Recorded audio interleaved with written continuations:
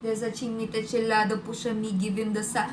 Oh, tara na! Latina makeup look! Kasi ba ang pagiging Latina ko, ako na-miss ko, kaya gawin na natin to. Dapat nung nakaraan ko pa to gagawin. Kaso, masyado ako brush ko muna ang kilay ko, dahil itong unahin natin. Kung tayo ko nang hindi nagaganitong kilay, eyebrow pomade tayo. Okay, brow pomade in the shade Dark Brown by Vice Cosmetics. Kailangan talaga dito, parang mala Angry Bird. Simula na nagtatrend yung transformation, clean up lang natin yung sides. Lighter shade lang to, kumpara sa complexion ko. Lagay ko lang siya na ganyan. Isa to sa mga trust the process na makeup talaga. And I'm blending it out with my Colorette. This makeup, kailangan natin. Lagay ko lang yan all over my face. Ayan, ganyan ang mga Latina, plakado. Sobrang satisfying i-blend. Kailangan ko ulit ng lip prep. Focallure Care Plus Lip Mask. Favorite ko to. To hide the darkness sa under eyes natin. Itong peach corrector ng Get Ready With Me face card in the shade Marmalade. Maglalagay lang ako dito. Gamitin ko muna yung finger ko para i-semi-blend siya. Para mas spread lang evenly. Gamitin ko na ulit tong sponge. Kung anong tira sa sponge, na rin yung salid. Hindi naman natatang favorite ko tong NARS Soft Matte Complete Concealer. Tingnan nyo. Ang dami nyo ng bawas. Ilalagay ko lang yan sa mga veins pa na visible. Tapos mga acne marks. Some color sa face ko. Gamit ko tong Real Techniques brush. Lagyan lang natin yung sides ng face natin. Ang palettering ganyan. Tapos dito sa may jaw. And of course, dito din sa may forehead. Para i-connect natin yung dalawang yan. Tapos brush lang natin ng konti yung tira dito sa ating brush. Dito sa may nose. In the shade Peachy Keen. Ganyan lang siya. Sobrang faint na color lang dapat. Para ko siyang pinagko-combine or talagang minimix with the bronze. Tayo, dito sa gilid ng nose. Dahil mga matatangos ang ilong nila. Using the same product, masyang chocolate. Walang tayo ng very, very light. I'm gonna do this very lightly lang dahil hindi bagay sa face ko yung sobrang makontour sa cheeks.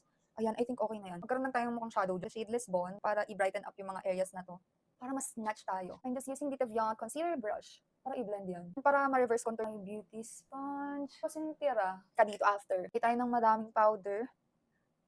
Yung iba nababahuan dito, pero sa akin sakto lang naman. Make sure na iset nyo hanggang dito sa may gilid ng nose. Parang mag-bake tayo. Baking na rin to kasi ang dami. Kasi may Glam Hour palette. Gagamitin ko lang itong dalawang shades na to. Rhino and Hot Tea. Mix natin sila. At i-apply ko. Ay, grabe. Grabe yung pigment. Lagay lang natin siya dito sa may cream eyeshadow palette. Kukunin ko lang tong cream colored eyeshadow. At ilalagay ko siya dito sa bandang inner. Pat-pat ko lang yung ganyan. Nakabahan na ako dahil eyeliner na tayo. Easy rin nasa Squid Game ako. At pag hindi ko nagawa to ng tama, babarilin. Good, okay?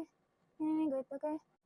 Ay, ang ganda! Ang problema na lang, kaya ba dito? For my lashes, gagamit ba? Bond na side. Lalagay lang tayo dito sa may root ng lashes natin. This will serve as our glue. 14mm outer. Another 14mm. 14mm ulit. So, pang third 14mm na to. Fourth 12mm naman tayo. Let's apply the bind side. Hindi na siya maging malagkit. Parang ito yung mascara. Okay. It's time to brush off the excess powder. Charlotte Tilbury Airbrush Bronzer. Dun sa mga lagyan natin ng liquid bronzer kanina. Ito lagay ulit natin sa gilid ng nose. Kaleido Symphony Contour Trio in the shade medium. Yung shade lang natin ginagamit ko.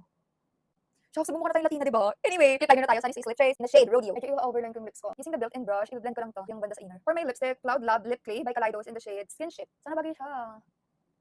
Masyado atang dark. Para medyo lighter siya. Lagyan ko nitong color tint in the shade Sage.